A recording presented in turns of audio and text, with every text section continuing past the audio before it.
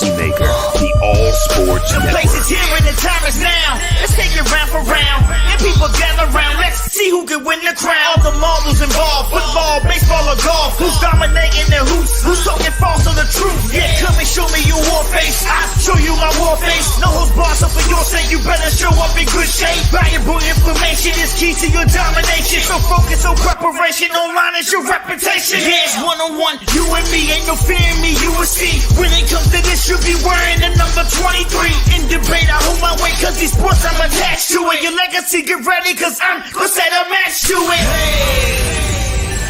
Burn 'em. Fire, fire, fire, fire, burn 'em. Fire, fire, fire, fire, burn 'em. Fire, fire, fire, fire, legacy on fire. Fire, fire, fire, burn 'em. Fire, fire, fire, fire, legacy on fire. Fire, fire, fire, burn 'em. Fire, fire, fire, fire, legacy on fire.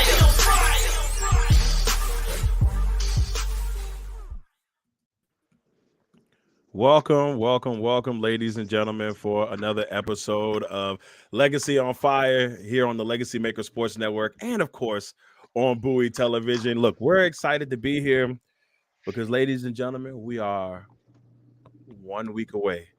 1 week from the best time of the year. I know my three compadres will confer this with me in just a few minutes. We are 1 week away from the NFL draft, and this is the Legacy on Fire NFL Draft Special Edition. And we are very, very excited to have everybody with us. First, let me start off by introducing our guest. And of course, you know the guy right below me here. He's co-host of of Legacy on Fire, Mr. James Brown. How you doing today, James? Doing good, man. 1 week away from draft day. Keeping the hope alive, man. A lot of NFL teams looking to make some things shake come next week. I, for one, cannot wait. He's very, very excited. What will the Falcons do? We'll talk about that a little bit later, too. Just a little bit. Then, of course, one of our special guests, he's been on here quite a few times here recently, but he's become a big part of the Legacy on Fire family. He's from the Gametime Sports Network, Mr. Larry Patterson. Dude, with the blimp. What's up, brother? What's going on, Legacy Makers? I'm glad to be here on the latest episode of Legacy on Fire, ready to talk some draft. It's about damn time it's here. So, oh yeah. And last but not least, one of the original members of Legacy on Fire when we first got started, way back in, I think it was 2020 something back then, though. And Giraffe Guru and graphics legend, Mr. Cody Stewart. How you doing today, brother? Man, I'm doing great. I feel like a kid the week before Christmas, right? Like you're just itching, you're ready to get out of school for that break and you're just ready for Christmas time to open up those presents. Come Thursday at 8:00 next week, it's time to open up those presents. Present time. Look, we're all pumped because we all know what the draft signifies hope and dreams for your team, what the future would look like. We're going to find all that out. But with that being said, let's go ahead and get started. And usually with those good things, there's some sleepers in there. Let's go for one sentence.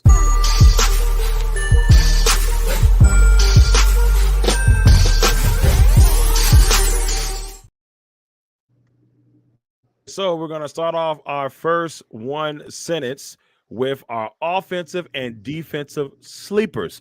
You're like, Dre, you starting off with the sleepers first? Yes, we're starting off. We need you to have your eyes open to some great players that may be hidden in this draft and that you may be smiling about if your team picks up in the later rounds. So we're going to start off with one sentence. James, I'll start with you. What's your one sentence? Your two sentences, technically. One for your offense and one for your defensive player. How do you got this thing going? Okay, so for mine, offensively, I'm going to go with I got a road runner. And for defensively, I got a project pass rusher for you. Offensively, my sleeper is going to be Isaac Guerendo, the running back out of Louisville. He's going to be a senior coming out this year, but, man, he posted some great numbers up in Louisville this past season and years prior. Even at the combine, lit it up from an athletic perspective, ended up running a 4.33, blazing down the tracks up in Indianapolis. So, again, man, Isaac Guerendo, keep a listen out. Anywhere from the third round back, he's probably a shoo-in. Wouldn't be surprised if teams that need a running back, per se, maybe the Dallas Cowboys. I know the Giants will be looking to replace their running back, losing Saquon. He's a name that, you might recognize one day but you heard it here first. Isaac Guerrero out of Louisville. On the defensive side of the ball, my project pass rusher is going to be Austin Booker, the edge rusher out of Kansas.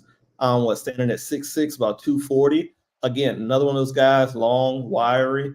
He's got a little bit of the athletic profile that you're looking for in a defensive end, but he's a young, raw prospect. I think he's just finished up his redshirt sophomore season. So he's got 2 years of play at Kansas. So again, a guy who, you're going to have to get him in. You're going to have to develop him a little bit.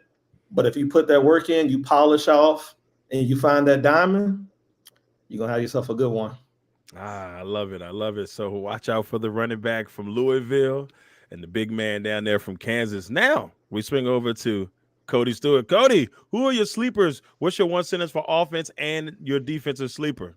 All right, so on offense, I'm going to say my one sentence for this guy is a mashed up Deebo Samuel and Puka Nacua. Now, I'm going to preface this with saying, is this guy really a sleeper? I mean, they probably have him projected going second round, so I know that that's kind of low hanging fruit, you should say.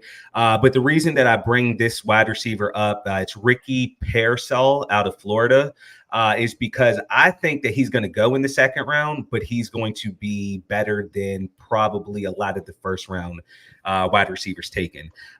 He's an excellent route runner. He ran a 4.4 140 at the combine, great burst off the line, can make some crazy catches in traffic. I just think he's going to be a great fit for whoever takes him. And defensively, my one sentence for this gentleman is a mammoth of a guy that can generate a huge push in the middle of an offensive line. And my guy is Jordan Jefferson, defensive tackle out of LSU. A lot of people projecting him to possibly go late third, early fourth. 6'4", 320 pounds, had 2.5 sacks and 7 tackles for loss last year for LSU. I think he's going to be a guy you put right in the middle of that defensive line, and he just wreaks havoc. All right. There it is. The sleeper is the one sentence there. I like that. I can't wait to see the Deebo hybrid. I mean, the Deebo Puka Nacua hybrid sounds intriguing. Larry, we head to you. Your one sentence on your defensive sleeper and your offensive sleeper. Okay, so my one sentence for these two guys are physical projects. Now, these two guys could go late second, but I'm projecting them to go third. For one, on my offensive side, I got wide receiver Xavier Leggett from South Carolina, 6'1", 221. He's got elite athleticism. He's got good, really good, strong hands, above average route running. He only had one season of just really good product. I'm blanking on my words, but he really had one good season of just production. 71 catches, over 1,200 yards, and 7 touchdowns. I feel like wherever he goes, depending on where he goes, he could be a future 1, maybe 2. But I think he's a real physical specimen. For my defensive sleeper, I'm going to go T.J. Tampa out of Iowa State. He could go late second, early third, depends. 6'1", 189. He does lack top speed, but he is physical. He has good hands. Preferably, you want to put him in a zone coverage scheme. But I feel like those two will be good projects heading into the future, depending on where they go. All right. So I like it. All right, so I'm gonna go ahead and toss you real quick. I ain't gonna get too deep into mine, but first, my offensive sleeper, all I'm gonna say is all I do is catch no matter what, and that's Malik Washington from UVA. A little bit of a homer pick, but look, I got a chance to see this guy excel last year. He's 5'9", so you may look at height and say, oh, wait a minute, but that don't mean nothing. We see what Tariq Hill does all the time, but this man can catch the football, and this will be the second straight year that UVA's had a receiver come out that's done really good things. The Packers picked up Wicks in the 5th round, and he was nothing but gold for the Packers last year, and I think Washington can also be that guy for some team out there. He, especially in an offense that struggled last year. So just imagine you having the most receptions in the country on an offense that wasn't so hot at times and only won 3 games last year. So look at that, and I say Washington will I feel like may have something that Wicks had to an extent. Really just depends on where he goes, but if he goes in the right situation, he could be dynamic. Now, my defensive side, I got all I said, my one sentence would be, let the link fly. And what I mean by that, he's tall, he's lanky, 78 wingspan, but he's 6'4", and that's Kyrie Jackson from Oregon. Look, the guy's very quick. He's fluent. He's got long hands. I think that especially when you're looking at the big receivers in the league, you need somebody who can go out there and hem somebody up. And I think he can keep up with some of those guys in the league. I think he's going to be a steal a little bit later on in the draft. So those are my sleepers. There it is. Yeah, we're feeling it, fellas. The one sentence, feeling pretty good about it. But before I move on, is there anybody else y'all kind of want to throw out there before we move on? Just off the top of the brain. I mean, speaking of length, defensively, Cam Hart out of Notre Dame, cornerback, 6'3", great size, great length, great speed. A lot of people are projecting him to go probably 4th round. I think that's a guy who, especially in today's NFL where you're seeing a lot of these bigger wide receivers, taller wide receivers, I think he's be a good project too. And I mean, he could play safety if need be, but he'd be a good project to match up against those taller wide receivers because of his length. I like it. Larry, James, you good to go? Or we heading on to the next round? Let's see. Who else do I really like out there? Sleeper wise, who else do I like? There's somebody I feel. I mean, I like what y'all took some of the guys that I did like that if I had for extras. I'll take one more. Jonah Ellis, the edge rusher out of Utah, brother of Caden Ellis. Again, undersized for a pass rush. I think he only stands about 6'2", plays around 240, 250 max. Small guy coming off the edge, but man, he's got a lot of kick. Hell of a sack artist. And if a team picks him up late where you just need like a speed guy coming off the edge, it's 3rd and long, you're trying to pressure the passer, don't be shocked if you see him in all of those like blitz packages, speed guys where you just need speed off the edge. He's a great candidate for it, man. Even at his pro day, I think he ran like the fastest 3-cone we've seen for an edge rusher, like in the past, 15, 20 years at like a 4.63 or something like that. But, a little bit of a freak, smaller freak athletic, but Jonah Ellis, man, he could be another one. I like it. Larry, before I move on, you got one more? Or you feeling good? I think Larry, can you hear me, Larry? I think Larry might have froze up a little bit. We're gonna go ahead and go to the next one until we get Larry back. Let's go ahead and hit him with the fire. Chris Jenkins out of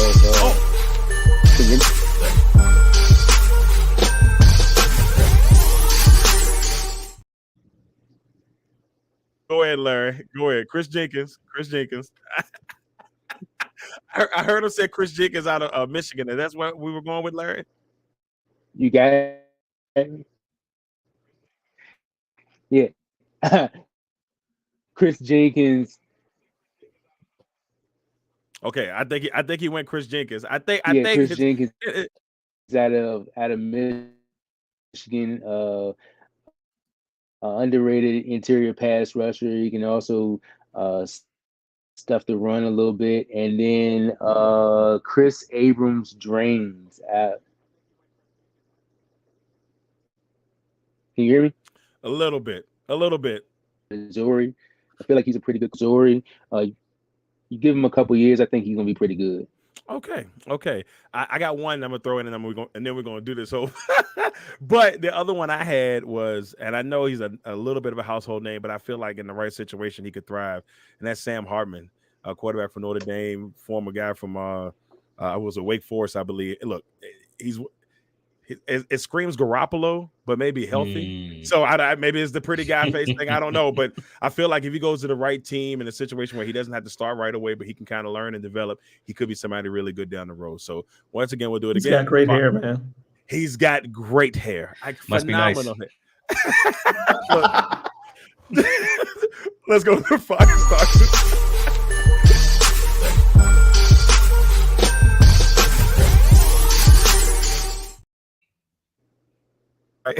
All right, so we go into the fire starters. We're gonna try to be nice on the fire starters. Our first one we're doing on the fire starters, we're doing top fives of each of kind of like each position here. We're gonna do top 5 quarterbacks, then we'll do top 5 offensive non-QB players, and then of course we'll do top 5 defense. We'll start off with the top 5 quarterbacks first. I'm intrigued to see where this one goes because I know a lot of people are in love with Caleb Williams, but there's some people that are not so much in love with Caleb Williams. So with that being said, We'll start off this one with you, Cody. Give me your top 5 quarterbacks heading into this year's draft. All right. Definitely one, Caleb Williams. I don't think that there's anybody necessarily close. I think if you're going to tier this draft as far as quarterbacks, Caleb is in his own tier. Second, I actually have Drake May over Jaden Daniels. Very close, though. That could be like a 2A, 2B type thing. At 3, I have Jaden Daniels. 4, I do have JJ McCarthy. And at 5, I have Michael Penix Jr. I like. So, at one point, I think a lot of people saw Penix as a guy who could be one of those tweeners. He kind of fell back a little bit here. But, I mean, I'm actually this, Cody, do you feel that he could be – I felt like this draft, to me, reminded me of the Lamar Jackson draft, where the 2 later quarterbacks kind of had and I feel like he's going to be that guy. I feel like 2 quarterbacks in this draft will thrive. The others will be here or there. But I feel like 2 – I don't know which 2 they're going to be. I just feel like there's going to be 2 of them that really thrive. Yeah, no, I agree with that. I think Michael Penix, I think one of the reasons why I know there's some rumors that maybe he could go late first, but I think he would have cemented himself as a top 10, top 15 pick if the injury history wasn't what it was. And I just think that, obviously winning cures all. If they could have possibly, won the national championship, maybe he would have solidified himself also as a top 10. Because I honestly think that's why JJ McCarthy has shot up the boards, because he won a national championship. So I saw McCarthy in person. Me and Larry talked about this yesterday. I saw him in person against Maryland. Was not personally impressed. It wasn't a great game for them. Maryland really came out and played for him. Larry made a good point when we talked about that, but it's something about him is just like, I'm not 100%. But with that being said, James, we head to you. Give me your top 5 quarterbacks heading into this draft. So much like Cody, number 1, I have Caleb Williams as my first quarterback. Where I start to shake it up is at number 2. I actually have Michael Penix as the number 2 quarterback in this year's draft class. I know people are scared off by the medical, but look, he's had 2 clean years of football since he's transferred to the University of Washington, and he's been productive in their system and their scheme at Washington. Again, he's been able to throw the ball from the pocket, make all the throws, all the arm angles that everybody claims that they like and want to see at the next level. Now, yes, I know he's a little bit of an older guy in this class, but if you're drafting these guys with the intention of them playing late into their 30s and 40s, well, he's still got another 10 to 15 years left to produce in the NFL. So I think a lot of teams are going to pass on him and then end up regretting it. But for me, Michael Penix Jr. is my number 2 quarterback in this draft class. Third, I would have Jaden Daniels out of LSU. I have him at 3rd, reigning Heisman Trophy winner. He's got the arm, he's got the legs. His biggest thing is going to be, can he put on the weight? Can he keep some size on him to withstand the hits at the next level? If he can do that, he definitely has the potential to be special. So I have him at 3. At 4, I'm going to go with Drake May out of UNC, a little bit of a project from a quarterback perspective. Again, last season when he had Josh Downs, had a heck of an offense, had a little bit more weaponry around him. This year, he lost some of those pieces to the NFL, and he regressed a little bit. But again, I feel like if you can get him into a system where he has those weapons around him, you can kind of come in, bring him along slowly, maybe like that Patrick Mahomes approach or that Jordan Love approach. You never know. In a few years, a season or 2, you could have some on your hands. They're pretty serious. So I'd have him at 4. And then at 5, I do have J.J. McCarthy again, going to Michigan, playing at the big school, winning the national title this year. He's got some of that hype. He is able to make most of the throws that you want to see. But you got to keep in mind, he is a younger guy, a little bit more of a raw prospect.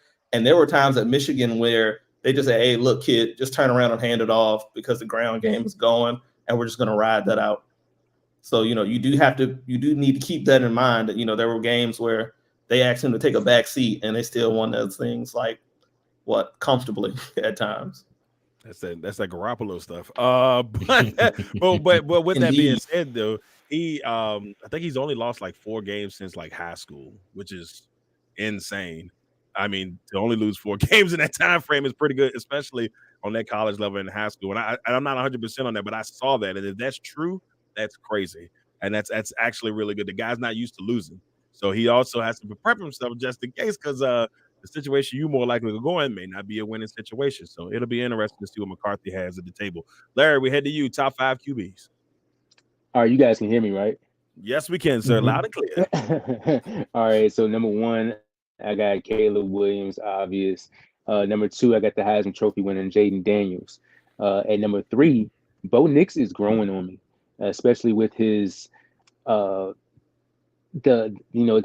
the extra year, the uh, staying the extra year, and being at Oregon. I think he's got the experience that really works in his favor a little bit. Michael Penix, I'm gonna put at 4. The only thing about Michael Penix that kind of questions me a little bit is his underneath stuff and over the middle. Now, when he's going downfield, he's pretty accurate at that. He's very great at that.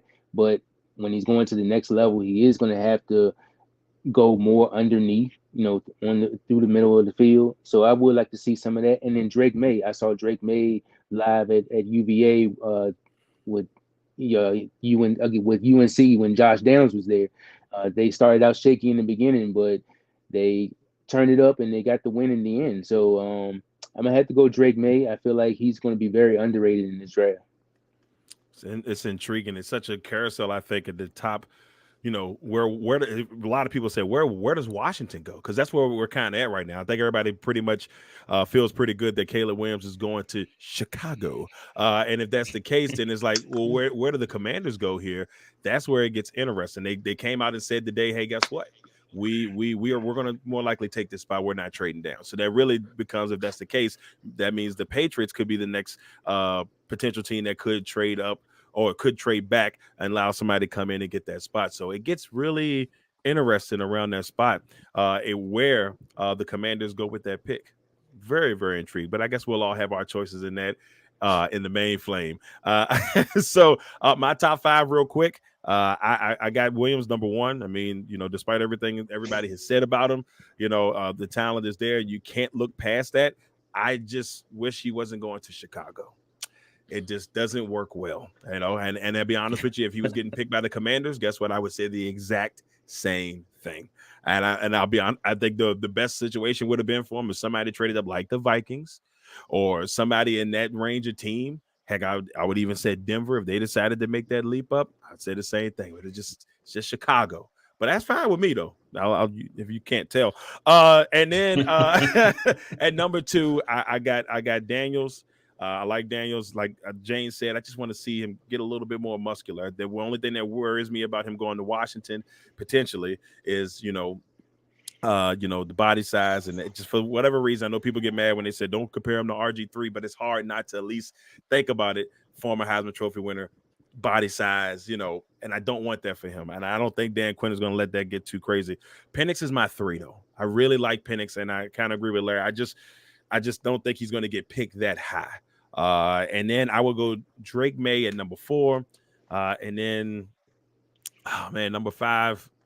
I guess I'm gonna go with McCarthy. No, I take that back. I'm going with Bo Nix because I'm still trying to figure out why McCarthy has jumped up so high so quick. Because at one point he was like a 3rd round pick, and then all of a sudden they're like, "Yo, man, what about McCarthy?" And then all of a sudden he's balling. So, but look, he may prove me wrong at that level, but that's where I got right now. Next one, we're going to stay on the offensive side of things, and we're going to do the non-QB position. So, like, now we want to get those top 5 offensive players that are not quarterbacks here that you're excited about in this draft. Larry, we're going to start with you, my friend. Who are the top 5 offensive players in your mind in this draft, non-QB style? So I got Malik Neighbors from LSU. I got Marvin Harrison Jr. from Ohio State. I got Brock Bowers from Georgia, and I got Roman Dunze from Washington, and Trey Benson from Florida State. He's one of those physical running backs, good pass game upside, good on the yak, and good speed. So those are my top 5. I like that, Larry, because the Benson pick is so underrated because nobody's screaming running backs in this draft. It's not a big, in a lot of people's eyes, it's not a big running back draft, but he's going to more likely be 1 or 2 at the running back position that come off the board, and he's going to be a really nice piece for somebody. James, we head to you. Give me your top 5 non-quarterback offensive players. So my list is kind of similar to Larry's as well. I like Malik Neighbors as the number one wide receiver off the board. Is he smaller than the other two guys, and Odunze and Harrison? Yeah, but I think he's the most dynamic of those three. Definitely the most explosive. I think he can take it short. He can catch the deep ball. I feel like all in all, when you're looking for a number one receiver that can do it all for you on the offensive side, to me, Neighbors is that guy. I have him at number one. Behind him, I do have Marvin Harrison Jr. Again, he's not as explosive, but he is dynamic with the ball in his hands. Again, having that 6'3" frame, he'll be a red zone threat for sure for some of those fade balls into the end zone. So I have him at 2. At 3, I also do have Brock Bowers coming out of Georgia. Bowers was dynamic for Georgia when he was healthy, whether he was, chip blocking on the line, spreading out in the slot, possibly even line him up wide, or just catching balls off the line as a tight end. You could possibly even flex him as a fullback in the backfield, have him run some routes from out there, man. I mean, I feel like he's a dynamic threat for any offense that's going to pick him up. And, if he goes to one of these teams where you have one of these offensive minds that gets, a little gimmicky, you could have yourself a heck of a weapon. And Brock Bowers out of Georgia at 3. At 4, I have to go Rome Odunze out of Washington again. He's another one of those guys. He's not as dynamic. He's not as fast, but he plays fast with the ball in his hand. Again, taller receiver, about 6'3", red zone threat for a lot of those fade passes into the end zone. So I have Odunze at 4. And then for 5, I really do like Keon Coleman out of Florida State. Like, he's an athletic freak, I like Keon Coleman at 6'4", 200 plus pounds. I know he didn't run a fast 40. I know he didn't run. He ran like 4.61 or something like that. Right. But when it came to the drills that actually track and translate, when he ran the gauntlet drill, if you watch the combine, oh my goodness, that man, I think he clocked like 20 something miles an hour in the gauntlet drill, where he's actually catching passes and making football plays and moves. Keon Coleman, man, he could be a sleeper pick in the first or early second that could really help somebody's off. If he goes to the Chiefs, rap. That's all I'm saying. Look at Larry said, "Oh no, please God, no." Goes to the Chiefs. That's all I'm saying. His size is crazy, man. To be able to move at those speeds, at that size, and the catch radius, all Keon Coleman, man. I'm trying to tell you, it's so crazy. He's gonna make somebody happy. Me and Cody made the same face at the same time. Man, y'all couldn't see us, but we made the face at the same time.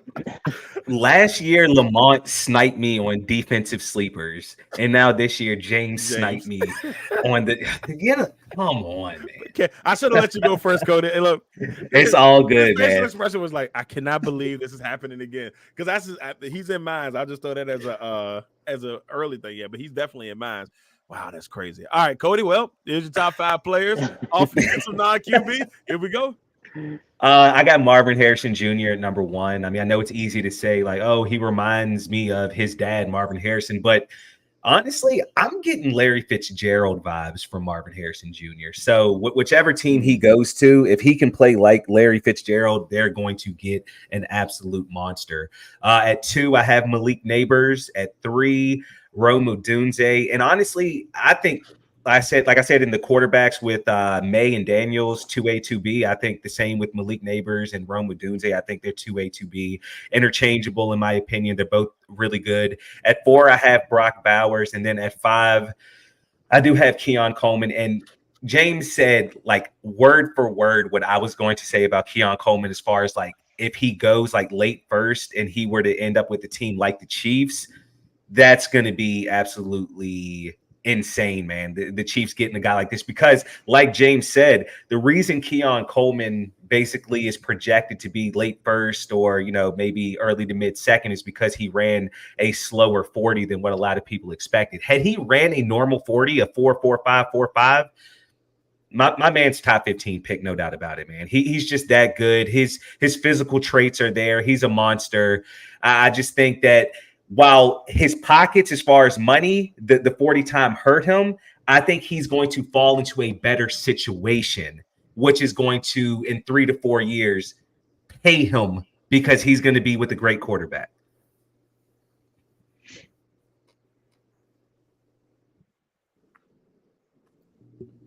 Okay, there we go. I thought it was Lamar. I think he might end up in Baltimore. In my mock drafts, that's where That's I keep another I keep, solid I keep location. saying, you lose OBJ, Lamar coming off an MVP season. You want to keep that thing going. Zay Flowers had a great year last year, so Coleman's definitely in my top 5. Man, I felt your pain on that one, Cody. But I got Harrison Jr., which a lot of people kept saying he's my number 1, but everybody kept saying, oh, well, Harrison, everybody's passing. I'm like, I don't know if I can say that. I mean, the talent is there, the pedigree is there. I got Neighbors at number 2 because LSU just produces great wide receivers. I almost want to throw Brian Thompson Jr. in there, but too, because it's just so much when it comes to LSU and wide receivers. And even Ohio State, the same thing. They've been killing it on the receiver front. So I got Harrison, Neighbors, Coleman.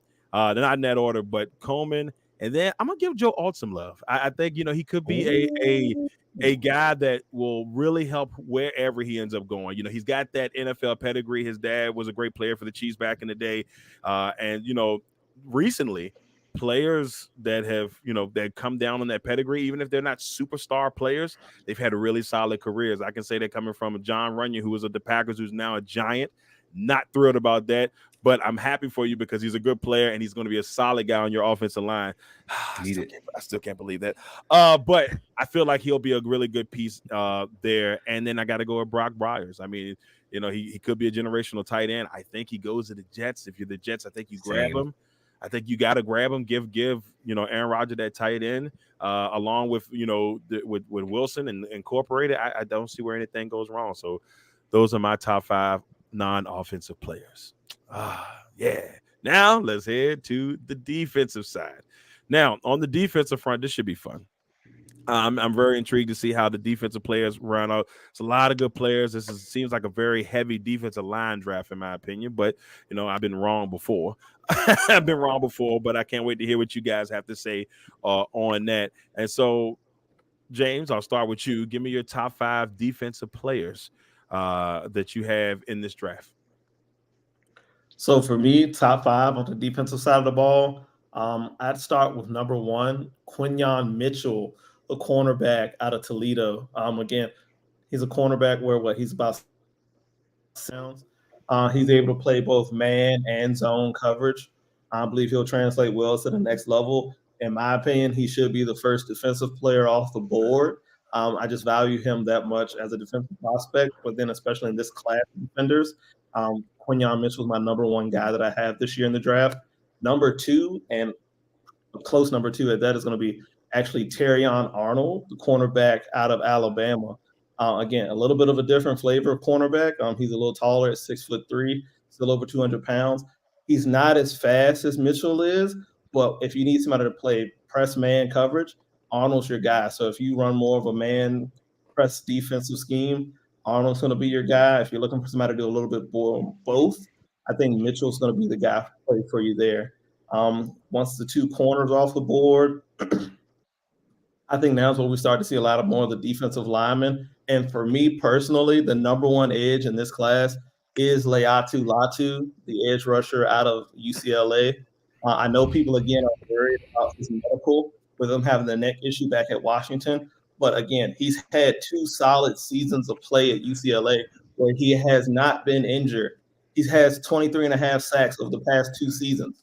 You're drafting him to get to the quarterback. He's demonstrated it in college. I believe he'll demonstrate it again in the pros. Laiatu Latu is my 3rd defensive player in the top 5. Number 4, I'm going to go with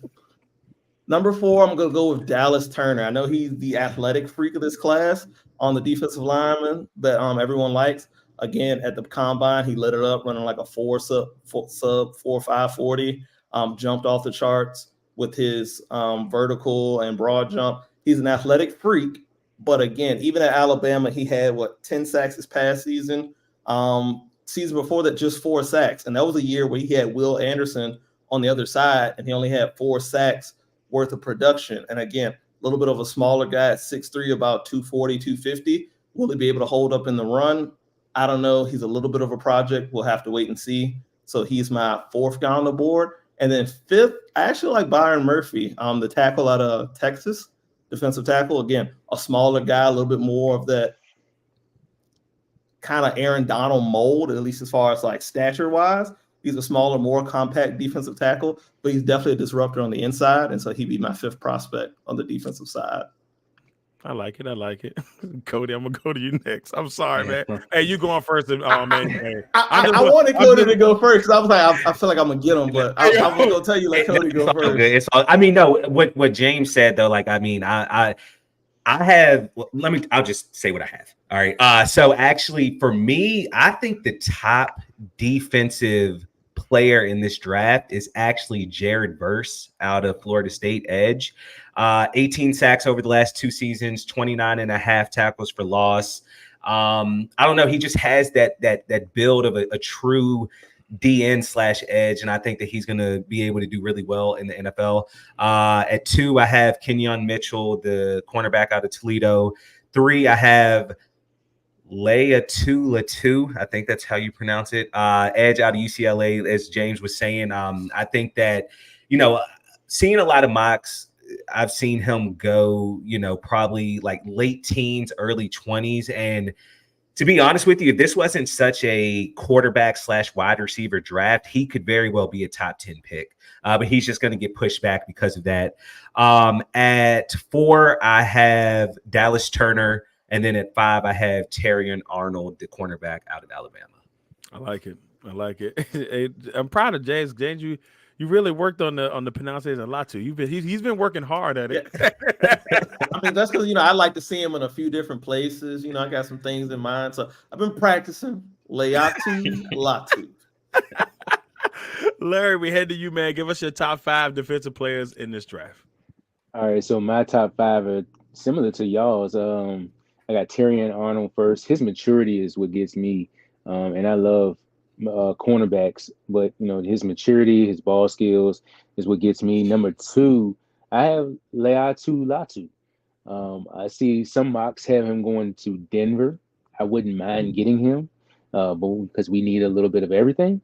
But the injury concerns me as well. I got Quinion Mitchell at 3, Dallas Turner at 4, and since they play the same position, I'm going to give 2 for my 5. Byron Murphy out of Texas and Jerson Newton out of Illinois. Both of them have the concerns with the size, but I think that they'd be just fine. I like it. I will say this about Jared Verse. Last year at the ACC Media Day, got a chance to converse with him. Got a great head on his shoulders. And there's something about the way that a lot of mocks and have got him. They got him kind of tailing going into the 20s. And I'm gonna tell you right now, if he goes into the 20s with some of the teams that are in the 20s, he's gonna make somebody really happy. Like he could be the early favorite for Defensive Player of the Year next year, or at least Defensive Rookie of the Year next year, right off the bat, depending on where he goes. I just if he goes somewhere like the Rams, if he goes to Dallas, any of those places that are hungry for defensive prowess, I would even say Tampa Bay, because Tampa Bay's got a defensive minded head coach. So San Francisco, God forbid, if he goes anywhere underneath that, Pittsburgh, if he goes to Pittsburgh, any of those places, it's going to be very dangerous for people out there. So I'll just give you mine. I got Verse, Turner, I like Arnold, and then I got Cooper DeJean, who I'm really hoping that the gods will let him go there. And that's all I'm asking for. And then I think my last one, I guess I gotta go with Latu. Everybody else is going with Latu. So I'm gonna go ahead and toss him in there in the mix too. But I'm a big Jared Verse guy, so I kind of agree with Cody on that end. I really like him, and I throw an extra one. Chop Robinson is another guy. It's going to be special, I think, at that next level, man. This is I'm excited, man. It's a really good draft we got going on here. What's crazy though? Like if you sit back and look at Florida State and their DN/edge. I don't know why, but it seems like before, maybe a month or 2 out of the draft, you've had Brian Burns, you've had Jermaine Johnson, and you've had Jared Verse. All have been projected possible top 10 picks. And then as the process plays out, for some reason, they fall. I think Burns went like 16 overall. Jermaine Johnson went like in the 20s. and the same going with Jared Verse. So I don't know what it is, but somebody's going to get a steal if Verse falls in that 19 to 20-ish range. It's crazy that it keeps happening like that. And I don't know, maybe it's the ACC thing. That's why Florida State want to get out so bad. Who knows? But it is something where you see them kind of tail towards the end. Before we move to the main flame, is that it? Well, we'll wait. We'll go to the main flame because we're going to go to main flame. We got our top 10 mocks from each person coming up next. Let's go ahead and get into it. Let's hit the main flame.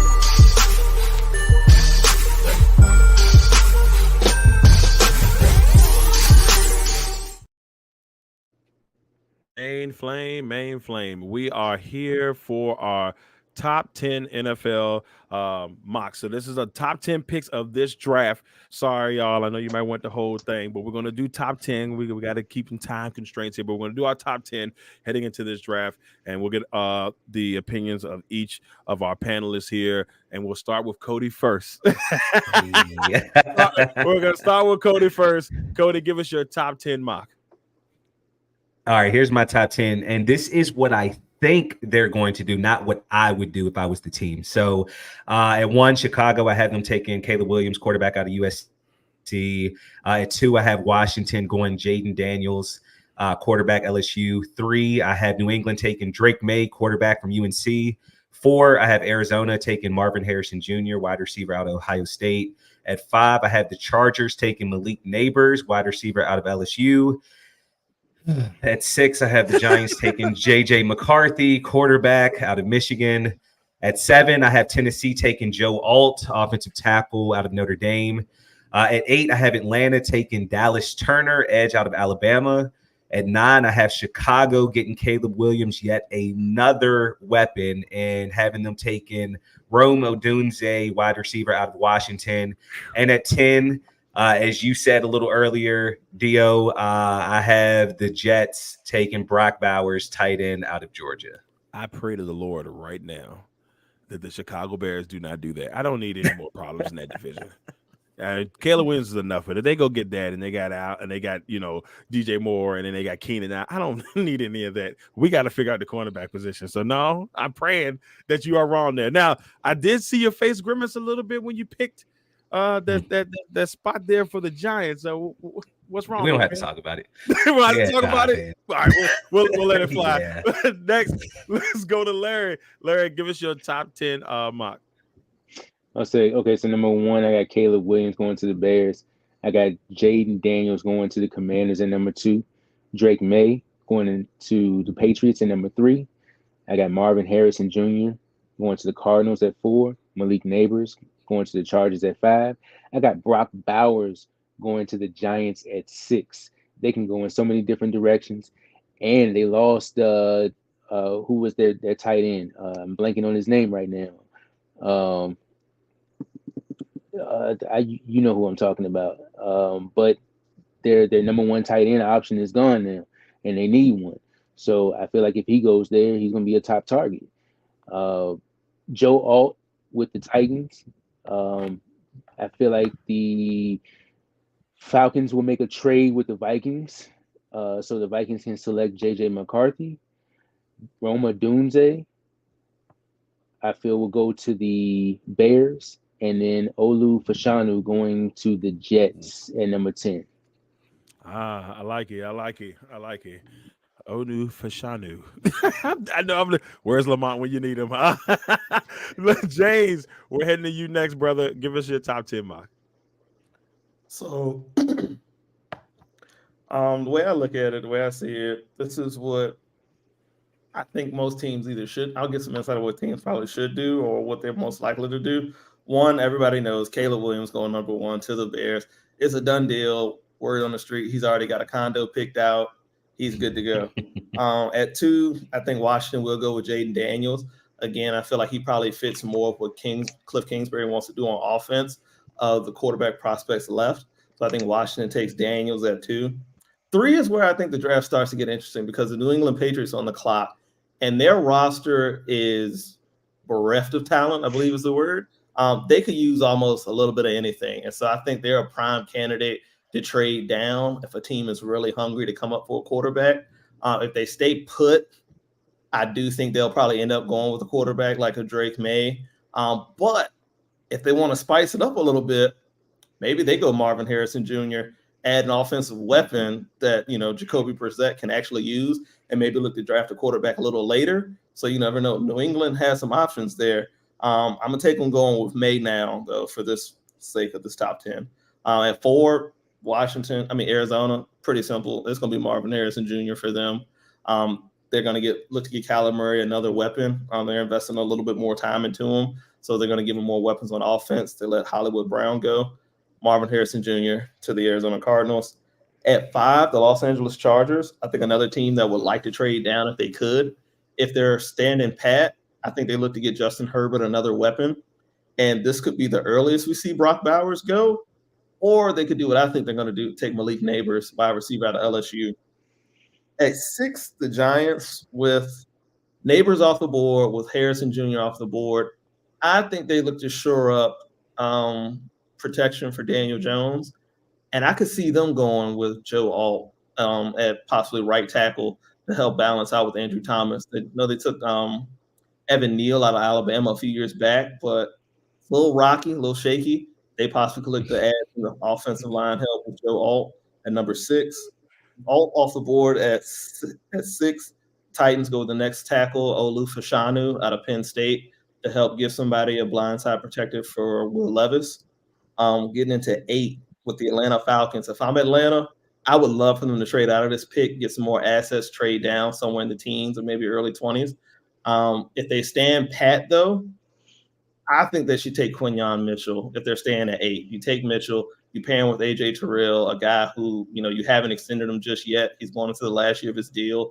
You pair Mitchell with Terrell. If you do extend him, you got your quarterback tandem of the future going forward. Not to mention their new defensive coordinator, Jimmy Lake, former DB coach, spent time at Washington. Jerry Gray is still there, another former DB coach and player. So I think Quinyon Mitchell could be the pick if Atlanta stays in the top 8, in the top 10. 9, the Bears, they take Roma Dunze at this point. You got Caleb, you get him a weapon. And then what are y'all doing? 10, hey, look, you got a quarterback, man. You got to give him weapons. I know you got Keenan Allen. Already got Keenan Allen. Allen's on that back 9, man. He's on that back 9. You got to get somebody that's on that front 9, and that's Odunze. And if you think about it, they're kind of the same player in a sense. Taller guys, not that fast, sure-handed, can make plays in the red zone for you. If you're looking for a clone, it's Odunze. And then at 10, well, I still got Bowers on the board, I think. So I think the Jets could go Bowers at 10, get Aaron Rodgers at tight end to go along with painful. Garrett Wilson and the rest of the receivers he has left in New York. Awesome. I'll do mine real quick, and then I got a couple questions for y'all before we go to put out the fire. I got Caleb at number 1.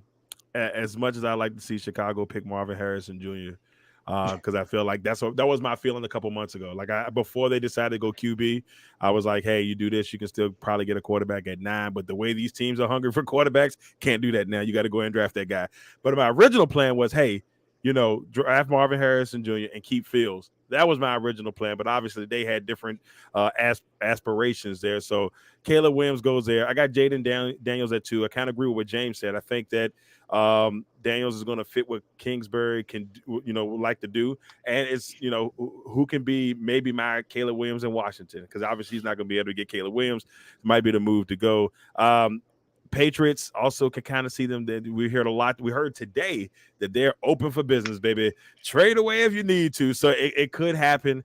So I see teams like the Vikings, the Broncos, some other teams that may maybe make the leap if they possibly can. But I got Drake May going there. I think you go QB there. I got Harrison going to Arizona. If this is Arizona, you should be smiling from ear to ear if this ends up happening. Neighbors, I got them going to the Chargers. For you, Cody, I don't know if this makes you happy or anything, but I got Romeo Odunze. I got him going there. They go get the receiver, and I did like the Joe Alt pick there too, though, because I mean you could go and protect. And after everything that happened with Evan Neal, right, last year with the whole things he was saying to the fans, they might want to run my man out of town. So it's like, look, you got to go, my guy. Then I got Tennessee picking up Joe Alt. Somebody's got to protect the mayonnaise man down there, and then Dallas Turner going to the Falcons, the edge rusher, and I got Is it Fashanu? Am I saying that right? Fashanu? Mhm. So I got Fashanu going to Chicago because you're going to need to protect Caleb Williams. Can't believe I even want that to happen. They should pick a kicker here, but that's besides the point. And then I got at number 10, I got Brock Bowers. I just think that if he's there and you're the Jets, you go for him. If not, you go offensive line.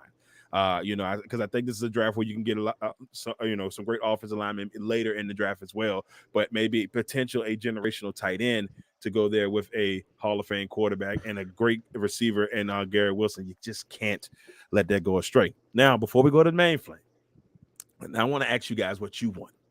Your team. Now, I know y'all have kind of sprinkled it in, but I want the official. What do you want your team to have? Larry, they've already kind of give their sentiments, but I want you to go first. Who do you want in Denver? Who should the Denver Broncos, if he's there, who do you want to be your guy?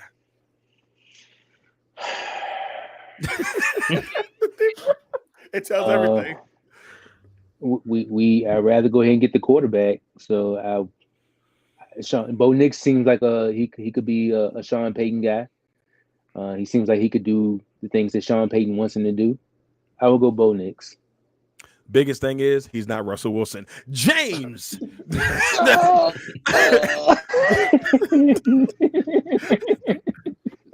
Yes. James. Who do you want in Atlanta? Who do you have to have in Atlanta if you give them that spot at number 8?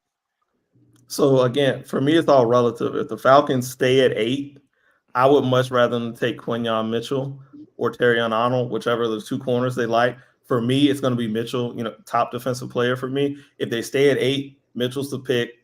Go ahead and turn the card in. Now, like I said, it's all relative. Because if Malik Neighbors drops to 8, if somehow the football gods have said, you know what, Atlanta has been hit with so much bad luck, winning a Super Bowl, then losing the same Super Bowl, not being able to convert fourth downs, Matt Ryan falling apart, Julio Jones just chucking the deuces like I got to get out of here. If somehow Malik Neighbors fell to 8, there's not even a debate. Turn in the card, it's Neighbors. Now, third scenario, you trade back. If you're trading back, you're picking up them extra picks that we was talking about earlier, and you go with Leatu Latu, edge rusher from UCLA, to finally fix the pass rush issue in Atlanta. Love it. Cody, I know JJ McCarthy is not the guy you want. Yeah. So who do you want? That's the last option. It's the last option. Who do you want? Sebastian Janikowski at 6. Okay. No. At my first choice, though, honestly, is in a perfect world would be if like Drake May somehow fell. It's not going to happen, but if he somehow fell, I would love to take him at 6. I really think that Daboll could really turn him into something. I'm not saying he could turn him into Josh Allen, but I think that that's something that this new regime could work with. Realistically, you give me one of Harrison, Neighbors, or Odunze. Any of those 3, I'm perfectly fine with, because that's a position the Giants truly have not had since OBJ for the most part, So, I know you need a quarterback to throw to those guys, but sometimes wide receivers can make quarterbacks look a little better, right? And third scenario, sort of like James, though, like I would love for the Giants, if for some reason it happened to where Harrison and Neighbors were taken off and we did have a chance at Odunze, but there's a quarterback still on the board that a team wants to trade up for. I'd be perfectly fine with the Giants trading back with like a Minnesota if that meant we could get 11 and 23, or if Denver wants to move up and we get a first, a second round, and maybe a first next year, because the Giants have a lot of holes on this team. All right. So if you can trade back 6 or 7 spots, stay in the 11, 12, 13 range, you can still get very good players, and you have more darts to throw at the dartboard to try to get this roster where you want it to be. Love it. Real quick, my man Lawrence Johnson said, "What's up, brothers?" Look, my man Lawrence does really good stuff on UVA. So if you're a UVA fan and you want to go and you need to talk about UVA football, basketball, whatever, baseball, my man Lawrence Johnson, make sure y'all check out Seven Cities Shop Talk with my man Lawrence Johnson. Then, of course, our guy Russ Telefero says, "Did I really tune in for Mayonnaise Man?" Yes, you did, because I said That's exactly what it is. And Russ says his dream guy would be Joe Alt. So he kind of agrees with James there. Like Joe Alt is where Russ would love to go with that pick for the New York Football Giants. All right, so I got 3 people in mind, and I'm going to say it and then just pray for the best. My number one is actually Cooper DeJean. I really want to be able to say we have the first quote-unquote white cornerback to start since, I don't know, Jason Sehorn. Sehorn, baby. Yeah, back in the day. But that's not the point. That's the joke part. No, but for real, though, the guy is a flat-out stud. He runs a 4.3. He's super, super talented, and we need a guy that we can rely on at the cornerback position. Eric Stokes has not worked out in Green Bay. It just hasn't worked out in Green Bay. And unfortunately, just because of injuries. When he has played, he's played well. He just can't be on the field. And we need somebody opposite of Alexander. And he also can play in the safety. So if they decide to use him in safety initially, it could also work out because we lost 2 safeties. We lost my cousin, Jonathan Owens. I wasn't thrilled about losing my cousin. That means we also lost Simone Biles. I definitely wasn't happy about that. And then, of course, she goes to Chicago. Jesus, why? I just don't. Anyway, that's besides the point. My next choice is actually Jared Verse. Like, I don't know if he's gonna fall that far, but if he's there, we're moving to a 4-3. Thank the Lord. Finally, it only took 25 years, so we finally moved to a 4-3. I would love to see him there. I think he could really thrive there. And if not there, I would say Byron Murphy. If he's there that late, I want a defensive tackle that's going to go beside my guy Kenny Clark, or potentially be the replacement for Kenny Clark. Because if you know the Packers, when they sign a guy a couple times, then maybe that last time they don't go back to him. No matter how good you are, no matter how much of an all-pro you've been, I could see them looking at, okay, why is the guy, and then bringing another guy to be that force there. So as much as I would love to keep Kenny Clark there and let him be a Packer forever, I know how this team runs things. So that's kind of me. And I just got my eyes and my ankles and all that other stuff crossed. And we'll see what happens. Just don't do nothing stupid. That's all I ask. And please make a pick on night 1. Just don't make me wait that long and trade like you did me a couple years ago. I was hot. I was hot. But yeah, so there it is. I think that was the only main question that I have for everybody. Let's go ahead and finish this thing up. Oh, Russ says anything but McCarthy. So I know that he agrees 100% with Cody. Let's go ahead and finish this bad boy up with Put Out the Fire. Fire, fire, burn on. Fire, fire, fire, fire, burn on. Fire, fire, fire, fire, legacy on fire. All right, Put Out the Fire. Now, I'm going to go first because I just got a lot on my mind. And normally I don't go first. And normally I don't go at all or whatever, but I'll give y'all time to think just in case. But I'm going to go first. Pat Riley. Pat Riley, I love you like a fat kid love cake.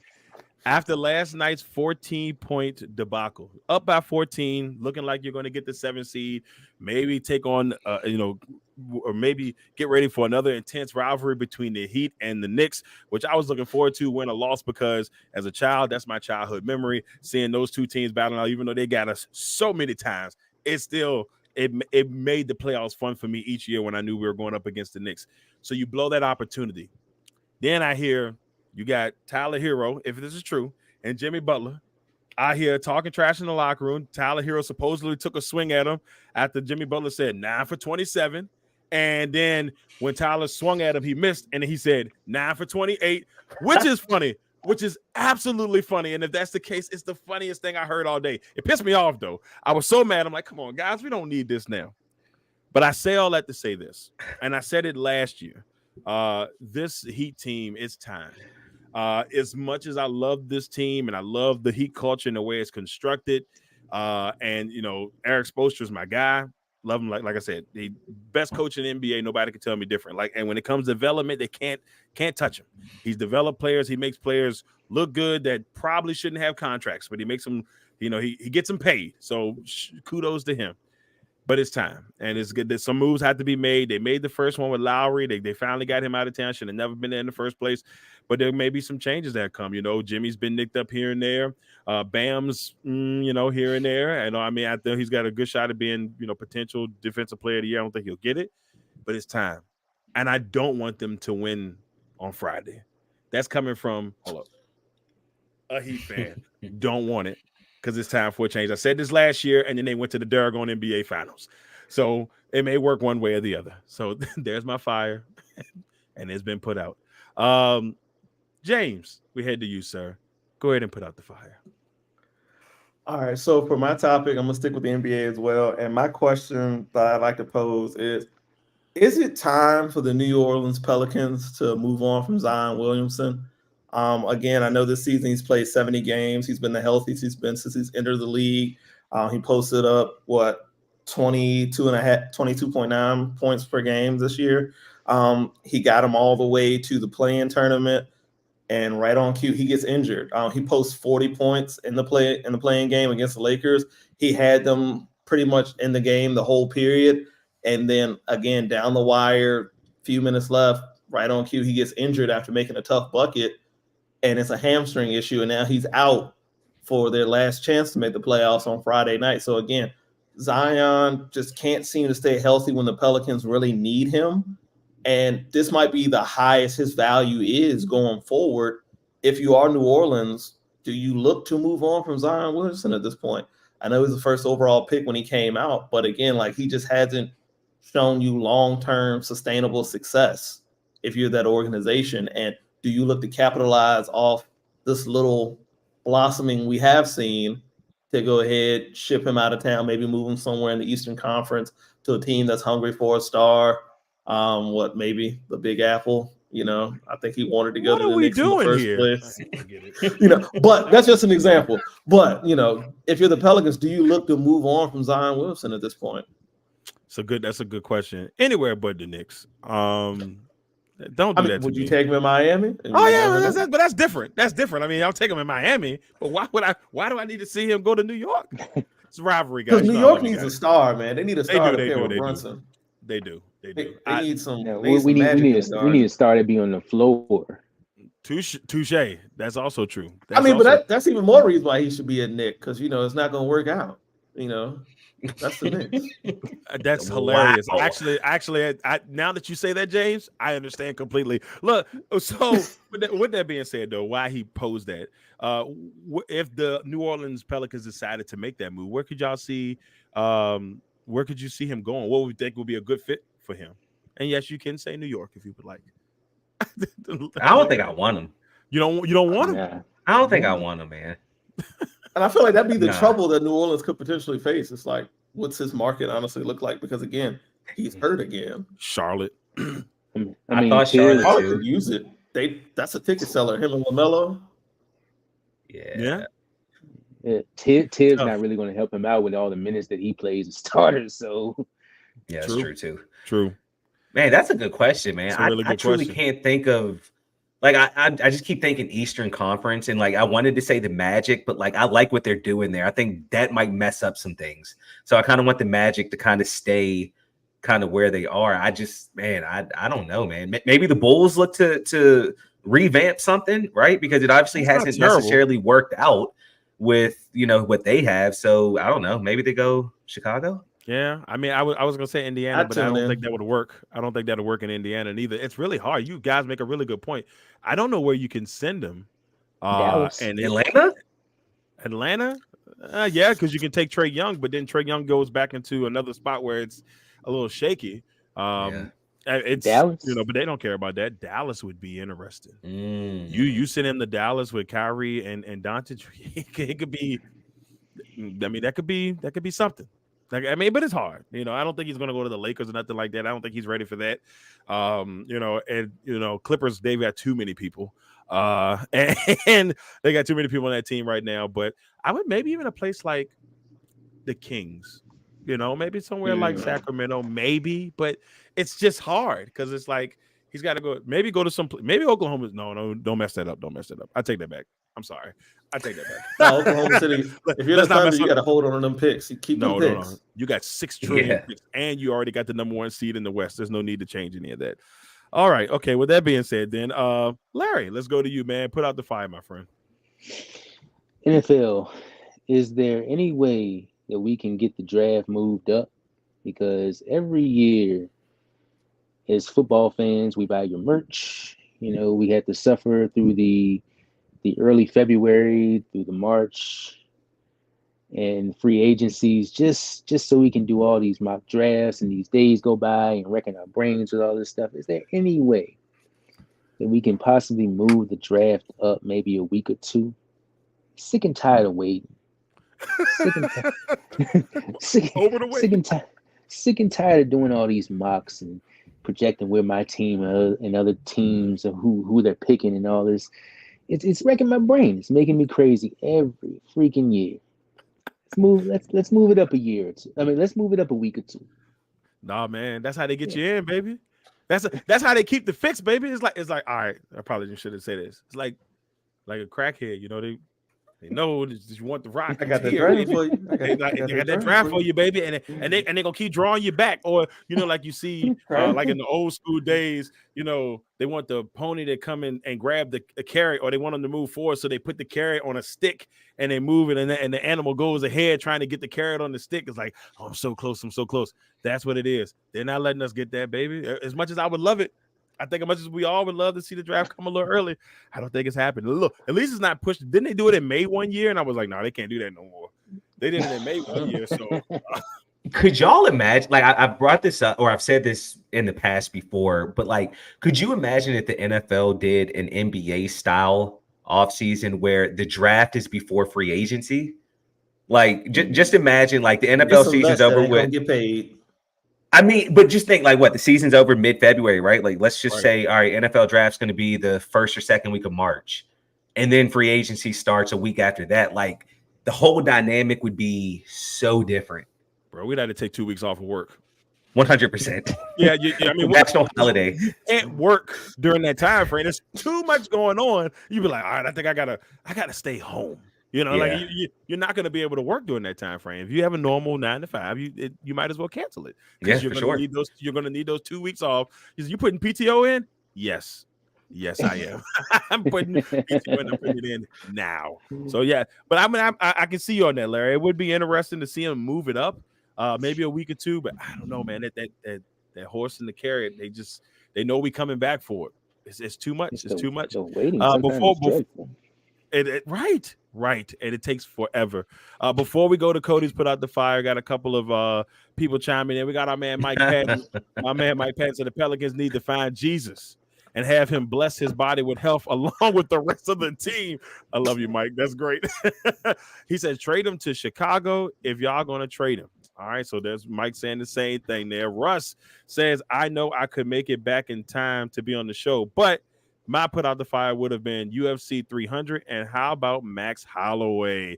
I got Russ. Yeah, Russ was trying to get on the show tonight. He had some things going on, but shout out to Russ. Shout out to Russ and Mama Russ and all that good stuff out there. Also, Mike Patton says can't trade Zion until he stops having the Z in his head and stops walking like he's constipated all the time. Hey, that's wild, Mike. Hey, that's wild. He said, I buy team gear, I ignore mocks mostly, and preserve my sanity. It's hard, man. It's a hard thing to do. Hard thing to do. Oh, man, my man D Bland, great. And first of all, shout out to Mike Patton. If you're an AFC South fan, you got to go make sure you check out his podcast, Touring the AFC South with Mike Patton. Great show, great guests every week. I've been on there once. He's been on one-on-one. Mike is amazing. Make sure you check him out.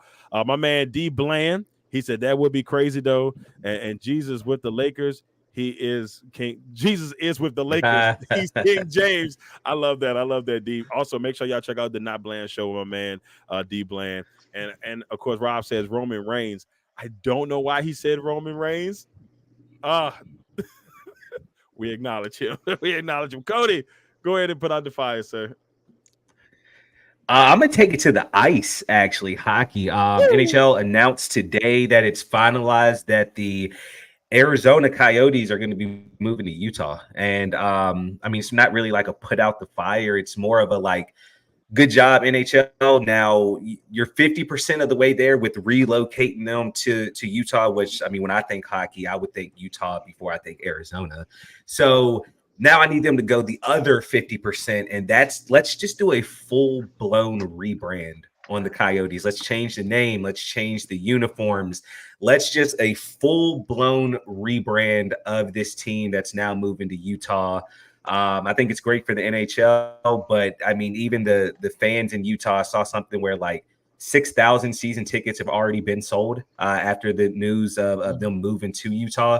So let's just go ahead and give that city basically a brand new team, a brand new identity. Let's change the name from Coyotes to something else. Let's change the jersey colors. Let's just make this a brand new franchise for the NHL. I will say this about the Coyotes. I've always loved their jerseys, but I understand exactly why you said they had some of the coolest jerseys in the league, but Arizona just wasn't a hot spot for them. I did see some fans earlier that are heartbroken. One lady said it's the first date I ever went with my husband. Oh, wow. It was the first one they went on. Then they took their girls to the game, so they're going to miss out on it. But it was hard for them to get the real support. And when you think Arizona, it's hard to think hockey. It's hot out For there. sure. Because I've been to Arizona before, and I mean, when I went out to a Diamondbacks game, and it was smoking out there. And then you may think about, let me go to this hockey game so I can get in the cold, maybe, but it just never was. But Utah does feel like a good spot for it. And I did see on the internet earlier somebody say people are funny. She said the Salt Lake City Fighting Mormons. Oh gosh. Like I said, that's just what I saw on the internet. I thought that was a funny one. But it should be interesting to see kind of where they go and if they decide to rebrand there in Salt Lake City. Man, look at that. Salt Lake City getting a new a professional team. Shout out to Salt Lake City. All right, everybody, that is it. That is episode 66 of Legacy on Fire, the draft edition. I'd like to thank of course, James Brown, as always, Larry Patterson of the Gametime Sports Network, my man Cody Stewart, draft guru. I can go on and on with the accolades of my man here.